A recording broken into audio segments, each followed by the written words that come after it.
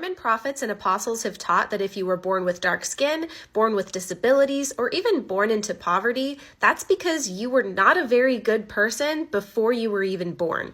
Let me explain. According to Mormon theology, everybody who has ever lived was once a spirit in the pre-existence, and even in the pre-existence, you could make good and bad choices.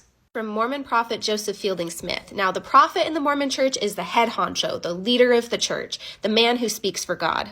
He said, "There is a reason why one man is born black and with other disadvantages, while another is born white with great advantages. The reason is that we once had an estate before we came here and were obedient, more or less, to the laws that were given us there. Those who were faithful in all things received greater blessings here, and those who were not faithful received less." He even pretty explicitly said that black people are basically getting what they deserve for their actions.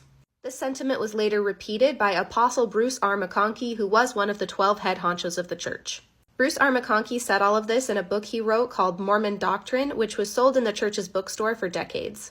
Another Mormon leader, Prophet Harold B. Lee, said, "The privilege of obtaining a mortal body on this earth is seemingly so priceless that those in the spirit world, even though unfaithful or not valiant, were undoubtedly permitted to take mortal bodies, although under penalty of racial or physical or nationalistic limitations." To this day, on the church's website, the church teaches that the prophet speaks for God, the prophet is more important than the scriptures, and the prophet will never lead the church astray.